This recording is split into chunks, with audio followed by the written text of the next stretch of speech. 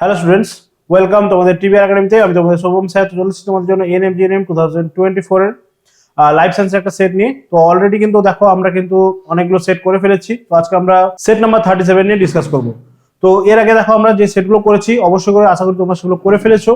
তো সেখান থেকে যদি তোমাদের কোনো ডাউটস থাকে, কোনো রকম কোয়ারি থাকে, অবশ্যই করে আমাদেরকে জানাতে পারো। আমাদের হোয়াটসঅ্যাপ এবং টেলিগ্রামে চ্যানেল রয়েছে, আমাদের হোয়াটসঅ্যাপ গ্রুপ রয়েছে, সেখানে তোমরা অবশ্যই করে জয়েন করবে। লিঙ্কগুলো ডিসক্রিপশন বক্সে গেলেই পেয়ে যাবে এবং সেখান থেকে কিন্তু তোমরা আমাদের সঙ্গে যোগাযোগ করতে পারো এবং অবশ্যই করে তোমাদের কোনো কোয়ারি থাকলে সেগুলো কিন্তু আমাদেরকে জানাতে পারো। এছাড়াও কিন্তু আমাদের যে ক্লাসগুলো হচ্ছে এই ক্লাসের ফ্রি পিডিএফ গুলো পাওয়ার জন্য আমাদের যে হোয়াটসঅ্যাপ গ্রুপ রয়েছে সেই হোয়াটসঅ্যাপ গ্রুপে অবশ্যই করে তোমরা জয়েন করবে। তো চলো আজকে আমরা সেটটা দেখে নিই কি কি কোয়েশ্চেন গুলো রয়েছে এবং অবশ্যই করে সামনেই তোমাদের এক্সাম রয়েছে। তো ভালো করে কিন্তু সেটগুলো রিভাইজ করতে থাকো, ভালো করে কিন্তু সেটগুলো প্র্যাকটিস করতে থাকো। তার কারণ এই সেটগুলোর মধ্যে থেকে কিন্তু আমাদের একদম তোমাদের কিন্তু কমন কোয়েশ্চেন তোমরা পেয়ে যাবে। তো দেখে নিই আজকে আমাদের সেটে কি কি কোয়েশ্চেন গুলো রয়েছে। চলো ফার্স্ট কোয়েশ্চেন আমরা দেখে নিই কি রয়েছে। দেখো ফার্স্ট কোয়েশ্চেন আমাদের বলছে যে যৌন জননে মিলিত গ্যামেট দ্বয় সমান আকারের হয় তাকে কি বলে। তাহলে যেখানে গ্যামেট গুলো হচ্ছে কি আমরা দেখবো যে সমান আকারের হচ্ছে। তাহলে আমরা জানি যে যৌন জননের একককে আমরা বলছি কি, যৌন জননের একককে বলছি আমরা গ্যামেট। তাহলে সেক্ষেত্রে আমরা জানি এখানে কিন্তু যৌন জননের ক্ষেত্রে দু ধরনের গ্যামেট রয়েছে। একটা হচ্ছে কি আমরা বলবো যে পুং গ্যামেট আর একটা হচ্ছে স্ত্রী গ্যামেট, ঠিক আছে। একটা হচ্ছে আমরা বলবো যে পুং গ্যামেট আর একটা হচ্ছে আমরা বলবো স্ত্রী গ্যামেট, ঠিক আছে। তাহলে এই যে পুং গ্যামেট এবং স্ত্রী গ্যামেট যেটা হচ্ছে আকারটা হচ্ছে সমান হচ্ছে, ঠিক আছে, বা সমান আকারের হচ্ছে, তাহলে তাকে কি বলবো। অপশনগুলো কি কি রয়েছে দেখো, আইসোগ্যামি, অ্যানাইসোগ্যামি, উগামি নাকি সিনগ্যামি। তাহলে রাইট অ্যান্সার এখানে আমাদের কি হয়ে যাচ্ছে, যদি সমান আকারের হয় তাহলে সেক্ষেত্রে আমরা বলবো কি আইসোগ্যামি, ঠিক আছে। সমান আকারের হলে তাকে আমরা বলছি আইসোগ্যামি। তাহলে যেহেতু এখানে আমাদেরকে বলেছে সমান আকারের হচ্ছে গ্যামেট দুটো, সেক্ষেত্রে আমরা বলবো আইসোগ্যামি। যদি বলতো যে সমান নয় সেক্ষেত্রে আমরা কি বলবো অ্যানাইসোগ্যামি, ঠিক আছে। যেখানে হচ্ছে সমান নয় হলে আমরা বলবো অ্যানাইসোগ্যামি।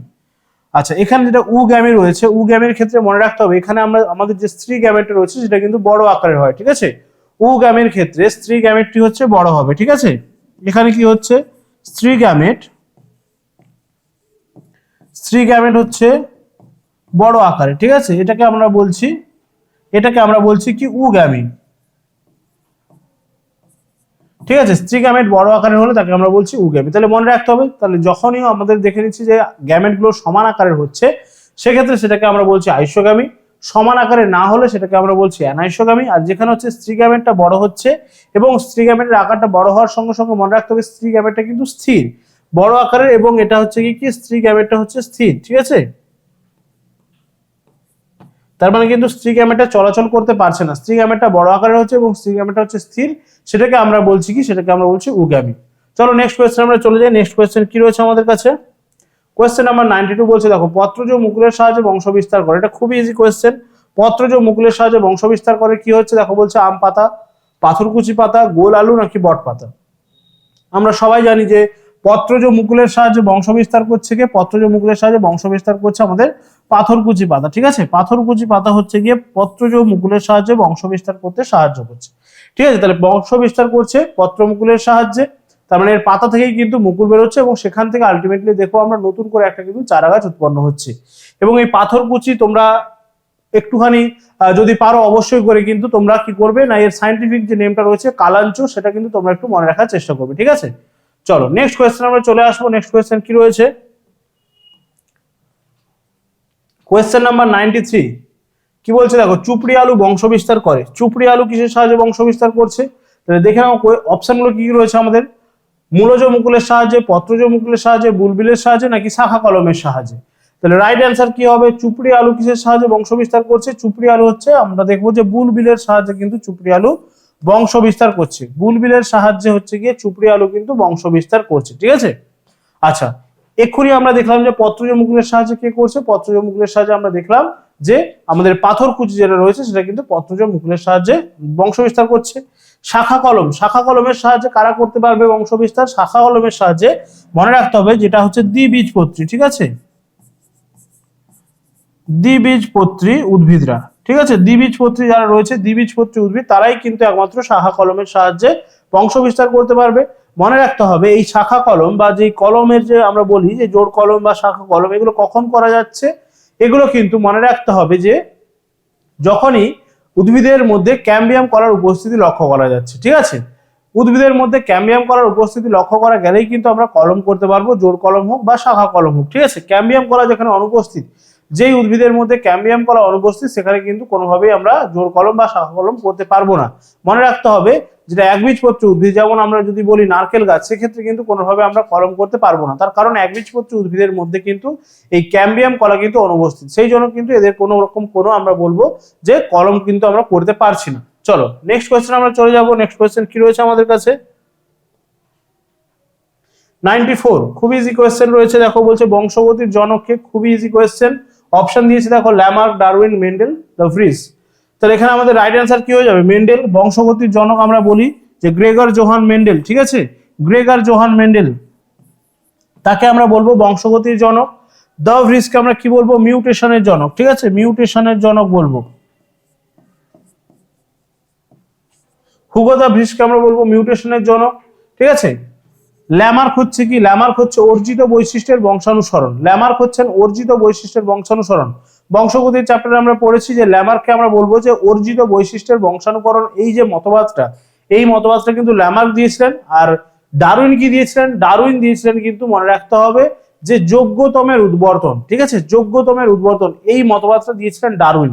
ঠিক আছে, আচ্ছা, ডারউইনের যে বইটা সেটা অবশ্যই করে তোমাদেরকে মনে রাখতে হবে, the origin of species by means of natural selection. ঠিক আছে, 1859 মনে রাখতে হবে। ঠিক আছে, 1859 ইয়ারটা মনে রাখতে হবে ভালো করে, এবং তার যে বুকটা রয়েছে সেই বুকের কথা অবশ্যই করে মনে রাখতে হবে। তিনি গালাপাগোস দ্বীপপুঞ্জে গিয়ে কিন্তু কি করেছিলেন? সেখানে কিন্তু গবেষণা চালিয়েছিলেন। এই কথাগুলো কিন্তু ডারউইনের ব্যাপারে অবশ্যই করে মনে রাখতে হবে। চলো নেক্সট কোয়েশ্চেন আমরা চলে আসবো। কোয়েশ্চেন নাম্বার 95 কি বলছে দেখো, সাদা গুণ প্রকট হলে একটি বিশুদ্ধ সাদা এবং বিশুদ্ধ কালো গিনিপিগের সংকরায়ন ঘটালে প্রথম অপত্য জনিতে কিরকম প্রজাতি জন্মাবে? তাহলে ভালো করে এখানে খেয়াল রাখতে হবে, আমাদেরকে কিন্তু প্রথমেই বলে দিয়েছে যে সাদা গুণটা হচ্ছে প্রকট, সাদা গুণটা হচ্ছে প্রকট। তাহলে আমরা যদি প্রকটটাকে সাদা ধরি, ঠিক আছে, প্রকট, প্রকট হচ্ছে কি? সাদা। তাহলে সাদাকে আমরা, প্রকট সাদাকে আমরা লিখলাম ডাব্লিউ। ঠিক আছে, আর হচ্ছে কি, এবারে হচ্ছে প্রচ্ছন্ন কি হয়ে যাবে? তাহলে প্রচ্ছন্ন হয়ে যাচ্ছে তাহলে আমাদের কালো। তাহলে একে আমরা লিখলাম কি? প্রচ্ছন্ন কালো। তাহলে একে আমরা লিখলাম বি। ঠিক আছে, স্মল বি দিয়ে লিখলাম। তাহলে দেখো ভালো করে খেয়াল করলে যে বলছে একটি বিশুদ্ধ সাদা এবং একটি বিশুদ্ধ কালো গিনিপিগ। তাহলে প্রকট সাদা মানে বিশুদ্ধ সাদাকে আমরা এটাকে বিশুদ্ধ বলবো। ঠিক আছে, বিশুদ্ধ। তাহলে বিশুদ্ধ বৈশিষ্ট্যগুলো, বিশুদ্ধ সাদা হচ্ছে এখানে প্রকট বৈশিষ্ট্য এবং বিশুদ্ধ কালো হচ্ছে এখানে আমাদের প্রচ্ছন্ন বৈশিষ্ট্য। তাহলে সেক্ষেত্রে এই ডাব্লিউ এবং বি এর মধ্যে যদি আমরা দেখি যে সংকরায়ন ঘটাচ্ছে, তাহলে সংকরায়ন ঘটালে প্রথম অপত্যতে আমরা কি পাবো? প্রথম অপত্য বংশ আমরা কি পাবো দেখে নেবো। তাহলে এখানে আমাদের ডাব্লিউ বি পাচ্ছি। ঠিক আছে, ডাব্লিউ বি পাচ্ছি। তাহলে প্রথম অপত্য বংশে যেটা পাচ্ছি, তাহলে দেখো এখানে যেহেতু প্রকট বৈশিষ্ট্য আমাদের প্রথম অপত্য বংশে, প্রকট বৈশিষ্ট্যটাই এখানে কিন্তু প্রকাশ পাবে। সেক্ষেত্রে আমরা বলতে পারি যে এখানে যে আমাদের কি হবে না, এখানে যে গিনিপিগটা আমাদের জন্মাবে, ঠিক আছে, এখানে যে গিনিপিগটা আমাদের জন্মাবে সেটা কি হবে? সেটা হচ্ছে, তাহলে অপশনগুলো দেখো কি হবে। বলছে কালো, সাদা, কালো এবং সাদার মিশ্রণ নাকি কোনোটাই নয়। তাহলে যেহেতু আমাদের প্রকট বৈশিষ্ট্যটাই প্রকাশ পায়, তাহলে আমরা বলবো যে এটা কিন্তু কি রঙের হবে? এটা কিন্তু সাদা রঙের হবে। ঠিক আছে, যেহেতু কিন্তু এখানে আমরা বলবো যে আমাদের কিন্তু প্রকট বৈশিষ্ট্যটা রয়েছে সাদা, সেই জন্য কিন্তু প্রথম যে আমাদের দেখবো যে সংকরায়ন ঘটলে প্রথম অপত্য জন্তুতে কিন্তু সাদা রঙেরই কিন্তু গিনিপিগ জন্মাচ্ছে। ঠিক আছে, অপশন বি হয়ে যাচ্ছে এখানে আমাদের, অপশন বি হয়ে যাচ্ছে কিন্তু এখানে আমাদের রাইট অ্যান্সার। চল নেক্সট কোয়েশ্চেন, আশা করি বোঝা গেল। নেক্সট কোয়েশ্চেন আমরা চলে আসছি। কোয়েশ্চেন নাম্বার 96 কি বলছে, মেন্ডেল মটর গাছের মধ্যে কত জোড়া বিপরীত বৈশিষ্ট্য নির্বাচন করেছিলেন? তাহলে মনে রাখতে হবে মেন্ডেলের যে পরীক্ষাটা, ঠিক আছে, মেন্ডেল যে পরীক্ষাটা করেছিলেন তার জন্য তিনি মটর গাছকে নির্বাচন করেছিলেন, এবং মটর গাছকে নির্বাচন করার জন্য তার কিন্তু বিশেষ কয়েকটা কারণ ছিল। ঠিক আছে, এবং তিনি বিশেষ কয়েক জোড়া কিন্তু বৈশিষ্ট্যকে বেছে নিয়েছিলেন। সেই যে কত জোড়া বৈশিষ্ট্য তিনি বেছেছিলেন, এখানে অপশনগুলো দিয়েছে দেখো, 3 জোড়া, 5 জোড়া, 7 জোড়া নাকি 10 জোড়া। তাহলে রাইট অ্যান্সার কি হয়ে যাবে?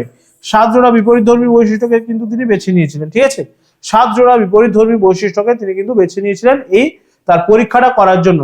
ঠিক আছে, মেন্ডেল। তো সেই জন্য তিনি যেহেতু প্রথম এই পরীক্ষাটা করেছিলেন, তো সেই জন্য কিন্তু তাকে বলা হচ্ছে আমাদের বংশগতির জনক। ঠিক আছে, চল নেক্সট কোয়েশ্চেন কি রয়েছে আমাদের কাছে।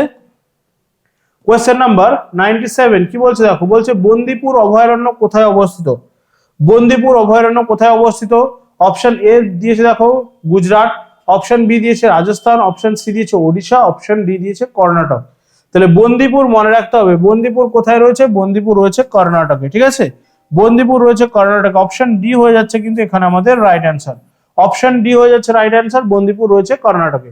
গুজরাটে রয়েছে আমরা জানি গির অরণ্য, ঠিক আছে, গুজরাটে রয়েছে গির অরণ্য। এই গির অরণ্যে কি সংরক্ষণ করা হচ্ছে? এশিয়াটিক লায়ন, ঠিক আছে, গুজরাটে রয়েছে গির অরণ্য, এখানে কিন্তু এশিয়াটিক লায়ন কিন্তু সংরক্ষণ করা হচ্ছে।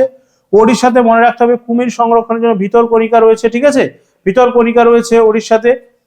ওকে, তাহলে এই জিনিসগুলো কিন্তু ভালো করে আমাদেরকে একটু মনে রাখতে হবে। তাহলে এখানে আমাদের রাইট অ্যান্সার হয়ে যাচ্ছে অপশন ডি, বন্দিপুর রয়েছে আমাদের কর্ণাটকে। চলো নেক্সট কোয়েশ্চেন আমরা চলে আসবো আমরা। কোয়েশ্চেন নাম্বার 98 বলছে টেস্ট প্রসেস সাহায্যে আমরা প্রজাতির কি জানতে পারি? টেস্ট প্রসেস সাহায্যে আমরা প্রজাতির কি জানতে পারি? তাহলে টেস্ট ক্রস কি সেটা আমাদেরকে আগে জানতে হবে। টেস্ট ক্রস আমরা জানি যে প্রথম অপত্য বংশে প্রথম অপত্য জনুর সঙ্গে কি করা হচ্ছে? যখন তার রিসেসিভ, ঠিক আছে,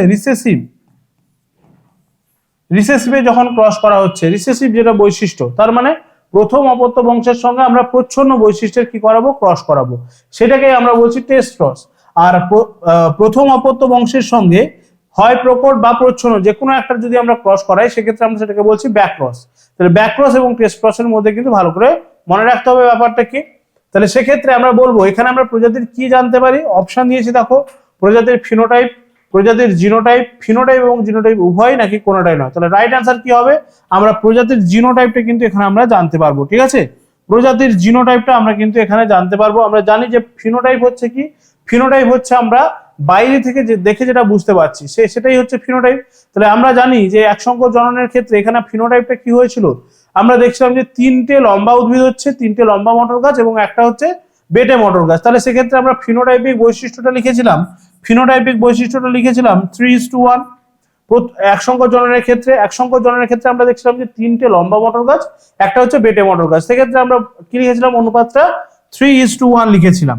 কিন্তু এইটা যখনই আমরা জিনোটাইপিক বৈশিষ্ট্যে চলে যাব, জিনোটাইপিক বৈশিষ্ট্যের বেলা কি দেখবো? জিনোটাইপিক বৈশিষ্ট্যের বেলা দেখবো একটা হচ্ছে বিশুদ্ধ লম্বা, দুটো হচ্ছে সংকর লম্বা এবং একটা হচ্ছে বিশুদ্ধ বেটে। তাহলে সেক্ষেত্রে অনুপাতটা কি দাঁড়িয়ে যাবে? সেক্ষেত্রে আমরা লিখবো 1:2:1, ঠিক আছে, এটা হচ্ছে আমাদের জিনোটাইপিক বৈশিষ্ট্য, এটা হচ্ছে আমাদের জিনোটাইপিক বৈশিষ্ট্য। এখানে আমরা কি দেখলাম? যে একটা হচ্ছে বিশুদ্ধ লম্বা, এই যে তিনটে লম্বা যেটা আমরা ফিনোটাইপে দেখতে পেয়েছিলাম, তার মধ্যে এখানে দেখলাম কি একটা হচ্ছে বিশুদ্ধ লম্বা, দুটো হচ্ছে সংকর লম্বা, ঠিক আছে, এবং একটা হচ্ছে বিশুদ্ধ বেটে। এগুলো কিন্তু ভালো করে আমাদেরকে খেয়াল রাখতে হবে, জিনোটাইপিক এবং ফিনোটাইপিক বৈশিষ্ট্য, ঠিক আছে। চলো নেক্সট কোয়েশ্চেন আমরা চলে আসবো। কোয়েশ্চেন নাম্বার 99 কি বলেছে আমাদেরকে? দেখো বলছে নিচের কোনটি কন্যা সন্তানের ক্রোমোজোম? নিচের কোনটি কন্যা সন্তানের ক্রোমোজোম? রাইট অ্যান্সার কি হবে? XY, XX, YY নাকি কোনোটাই নয়? তাহলে কন্যা সন্তানের ক্রোমোজোম বলেছে, কন্যা সন্তান বলেছে, তাহলে রাইট অ্যান্সার কি হয়ে যাবে? কন্যা সন্তান যেহেতু বলে দিয়েছে, তাহলে আমরা জানি যে কন্যা সন্তানের দিয়ে কিন্তু XX, ঠিক আছে। যদি আমাদেরকে পুত্র সন্তান বলতো,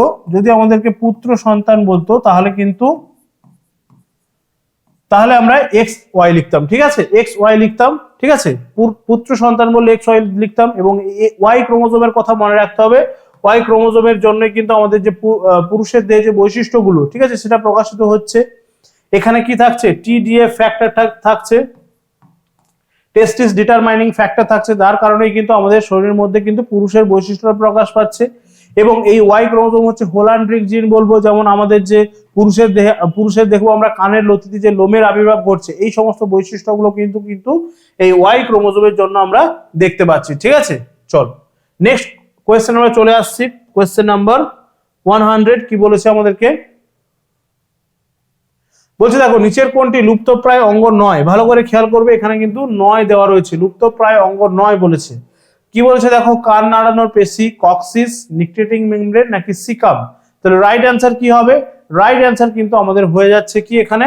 দেখো রাইট অ্যান্সার হয়ে যাচ্ছে আমাদের সিকাম, ঠিক আছে, রাইট অ্যান্সার হয়ে যাচ্ছে আমাদের সিকাম। সিকাম হয়ে যাচ্ছে কিন্তু আমাদের লুপ্তপ্রায় অঙ্গ নয়। বাকি যে তিনটে রয়েছে, কর্ণছত্রের পেশি বা যেটাকে আমরা বলছি কান নাড়ানোর পেশি, কক্সিস এবং নিকটিটেটিং মেমব্রেন, এগুলো প্রত্যেকটাই কিন্তু আমাদের বলবো কি না লুপ্তপ্রায় অঙ্গ। নিকটিটেটিং মেমব্রেন আমরা চোখের কোণে দেখতে পাচ্ছি, একটা ছোট্ট যে লাল লাল রঙের যেটা আমাদের একদম বিন্দু অংশ রয়েছে সেটাকে আমরা বলছি নিক্লিয়ারিং মেমব্রেন। কক্সিস হচ্ছে কি আমাদের যে শিরদাঁড়ার যে হাড় রয়েছে তার একদম শেষের দিকে, যেটাকে আমরা বলবো যে ল্যাজের একটা অংশ ছিল, ঠিক আছে।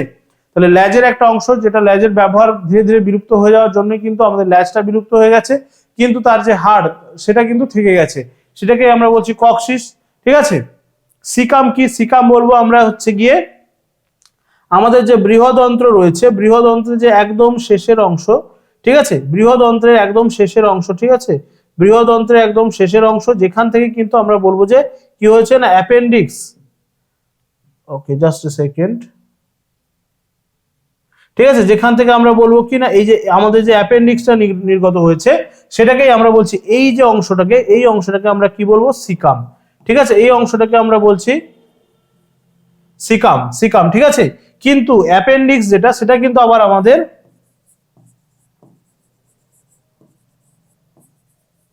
এই অ্যাপেন্ডিক্সটা কিন্তু আবার লুপ্তপ্রায় অঙ্গ, ঠিক আছে।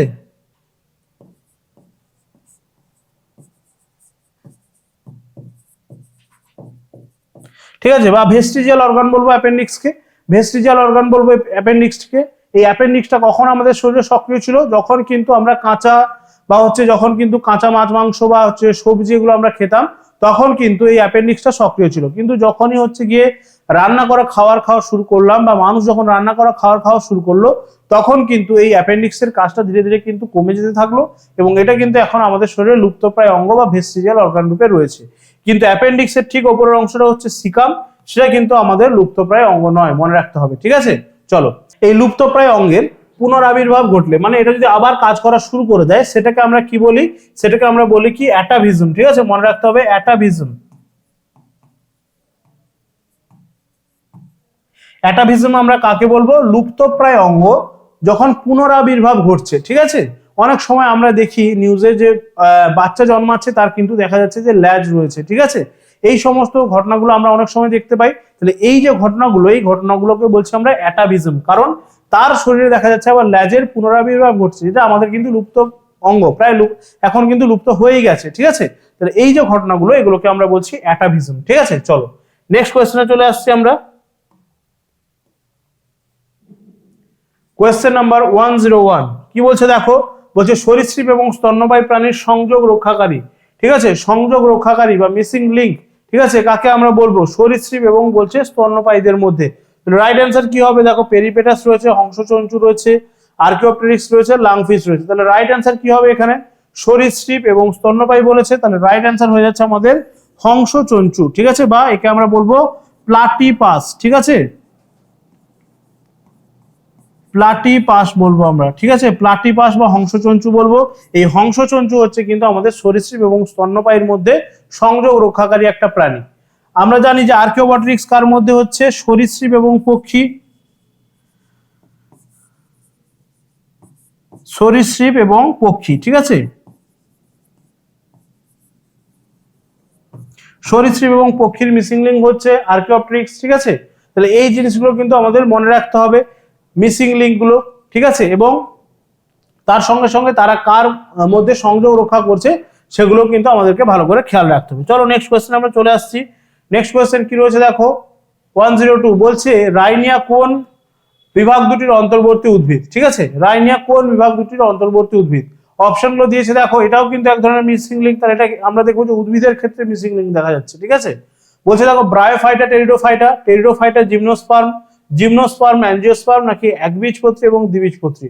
তাহলে রাইট অ্যান্সার কি হচ্ছে? রাইট অ্যান্সার আমাদেরকে মনে রাখতে হবে ব্রায়োফাইটা এবং টেরিডোফাইটা, ঠিক আছে, ব্রায়োফাইটা এবং টেরিডোফাইটা। ব্রায়োফাইটা আমরা জানি মস, ঠিক আছে, ব্রায়োফাইটা আমরা জানি মস, এবং টেরিডোফাইটা বলবো আমরা ফার্ন, ঠিক আছে, টেরিডোফাইটা বলবো আমরা ফার্ন। তাহলে মস আর ফার্নের মধ্যেকার সংযোগ রক্ষাকারী একটা উদ্ভিদ হচ্ছে আমরা বলবো যে রাইনিয়া, ঠিক আছে। এই মসকে মনে রাখতে হবে, বা ব্রায়োফাইটাদেরকে কি বলা হচ্ছে? উদ্ভিদের ক্ষেত্রে উভচর বলা হচ্ছে, ঠিক আছে। যেমন আমরা দেখি আমাদের প্রাণীদের উভচর রয়েছে ব্যাং, ঠিক আছে, তাকে আমরা উভচর বলছি, তেমনই উদ্ভিদের ক্ষেত্রে উভচর বলা হচ্ছে এই ব্রায়োফাইটা বা মসকে, ঠিক আছে। চলো নেক্সট কোয়েশ্চেন আমরা চলে আসছি। 103 কি বলছে আমাদের? বলছে দেখো, অর্জিত বৈশিষ্ট্যের বংশানুসরণ কার মতবাদ? অর্জিত বৈশিষ্ট্যের বংশানুসরণ, ভালো করে খেয়াল করতে হবে। অপশন কি কি দিয়েছে? মেন্ডেল, ল্যামার্ক, ডারউইন নাকি ওয়াইজম্যান। তাহলে রাইট অ্যান্সার কি হবে? অর্জিত বৈশিষ্ট্যের বংশানুসরণ। তাহলে এখানে রাইট অ্যান্সারটা হয়ে যাচ্ছে কি আমাদের ল্যামার্ক। ঠিক আছে, ল্যামার্ক হয়ে যাচ্ছে অর্জিত বৈশিষ্ট্যের বংশানুসরণ। তাহলে ল্যামার্ক কি বলেছিলেন? আমরা যদি ল্যামার্কে সেই জিরাফের যে লম্বা গলার যে মতবাদটা যদি আমরা দেখি তাহলেই বুঝতে পারবো। ঠিক আছে, ল্যামার্ক কি বললেন? যখনই হচ্ছে জিরাফ কিন্তু প্রথমে ছোট গলাযুক্ত ছিল, কিন্তু যখনই আমরা দেখবো যে কি হলো না, মাটির যখন ঘাস শেষ হয়ে গেল বা যখন তাদের কিন্তু মাটির যে সমস্ত খাদ্য উপাদানগুলো ছিল সেই খাদ্য উপাদানগুলো যখন তাদের ফুরিয়ে গেল, তখন জিরাফ কি করলো না, গাছের পাতা, উপরের দিকে গাছের যে ডাল ছিল সেই গাছের ডালের পাতা খাওয়া শুরু করলো, এবং সেই পাতা খাওয়ার জন্য তাদের কি হচ্ছে, ধীরে ধীরে তাদের গলাটা দেখা গেলো লম্বা হতে লাগলো। ঠিক আছে, তাহলে সেই যে লম্বা গলার যে ধীরে ধীরে তাদের পরবর্তী বৈশিষ্ট্য, এই বৈশিষ্ট্যটা তাদের পরবর্তী প্রজন্মের মধ্যে সঞ্চারিত হতে লাগলো। তাহলে তার ফলে তিনি বললেন যে অর্জিত বৈশিষ্ট্যের বংশানুসরণ। ঠিক আছে, এই যে একটা প্রজন্ম যেই বৈশিষ্ট্যটাকে অর্জন করলো, ঠিক আছে, সেটা তার পরবর্তী প্রজন্মের মধ্যে সঞ্চারিত হচ্ছে। এইভাবে কিন্তু করতে করতে জিরাফের গলাটা আলটিমেটলি লম্বা হয়ে গেল। ঠিক আছে, এটা হচ্ছে ল্যামার্কের মতবাদ। অন্যদিকে ডারউইন কি বললেন? যোগ্যতমের উদ্বর্তন। ডারউইনের মতবাদটা যদি আমরা বলি, আমরা বলবো কি যোগ্যতমের উদ্বর্তন। ঠিক আছে,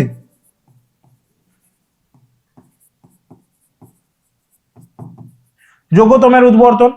ডারউইন কি বললেন? ডারউইন বললেন না, এরকম ব্যাপারটা ছিল না। ব্যাপারটা কেমন ছিল?